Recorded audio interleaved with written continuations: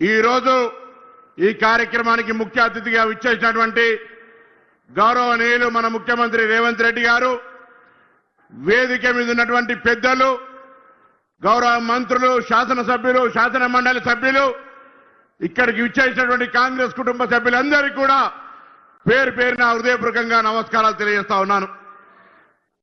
మీ అందరి ఆశీర్వచనంతో ఉత్తర తెలంగాణ జిల్లాల్లో కరీంనగర్ 13 శాసనసభ స్థానాల నుంచి 8 మంది ఎమ్మెల్యేలను గెలిపించారు.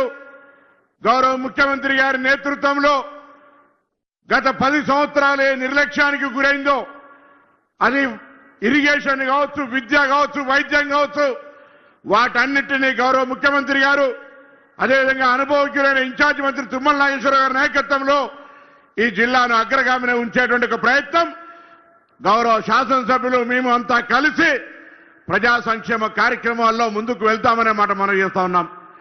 అదేవిధంగా ఈరోజు మీ అందరూ గమనిస్తా ఉన్నారు, ఇన్ని కార్యక్రమాలు నేరుగా పేద ప్రజలకు వారి దగ్గరికి చేరుతున్నటువంటి కార్యక్రమాలు ఇన్ని జరుగుతున్నా మన ప్రభుత్వం మీద దుమ్మెత్తి పోసే విధంగా, రాజకీయాల్లో ఇటువంటి ఓపిక లేని విధంగా అసహనంతో మాట్లాడుతున్నటువంటి ప్రతిపక్షాలను చూస్తా ఉన్నాం. వారందరికీ మొన్న శాసనసభ ఎన్నికల్లో మీ ఆశీర్వచనంతో కాంగ్రెస్ గెలిచిన తర్వాత జరిగిన పార్లమెంట్ ఎన్నికల్లో 0 స్థానాలు ఇచ్చినారు.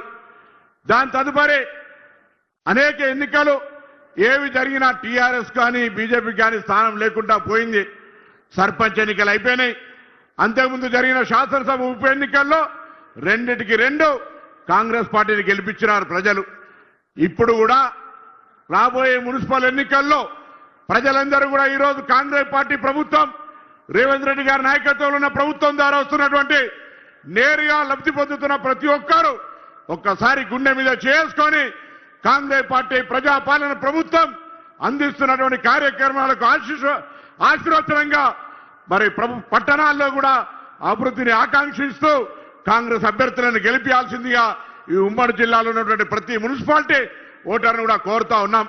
ఈ సందర్భంలో భారతీయ జనతా పార్టీ, నేను ఒక మాట అడగదలుచుకున్నా, భారతీయ జనతా పార్టీ నాయకత్వం ప్రధానమంత్రి స్వయంగా తెలంగాణ పట్ల వివక్షపూరితంగా మరి వక్రీకరించేటువంటి అవమానపరిచే మాటలు మాట్లాడినాడు.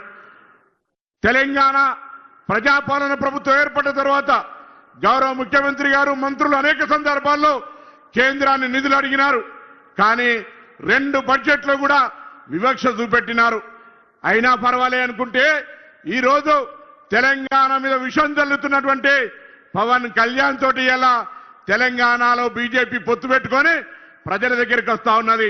స్వయంగా తెలంగాణ వ్యతిరేకించేటువంటి విధంగా భారతీయ జనతా పార్టీ అవలంబిస్తూ తెలంగాణకు నిధులు ఇవ్వకుండా, తెలంగాణ కళ్ళు పడితే ఆంధ్ర కొబ్బరి చెట్లు ఎండిపోతున్నాయి అనేటువంటి పరిస్థితులలో ఆయన కొండగట్టుకు వస్తే ఉప ముఖ్యమంత్రిగా స్వాగతం చెప్తాం, మనం కూడా తిరుపతికి వెళ్తాం. కానీ తెలంగాణ ప్రజలను అవమానపరిస్తే, తెలంగాణ ఏర్పాటు పట్ల వివక్షపూరితంగా మాట్లాడితే ఎవరు చూస్తూ ఊరుకోరు.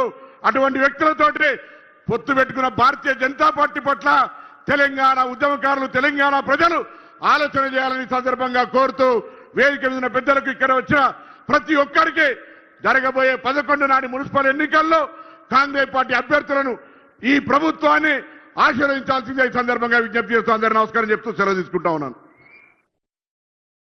పొన్నం ప్రభాకర్ గారికి ధన్యవాదాలు. అదేవిధంగా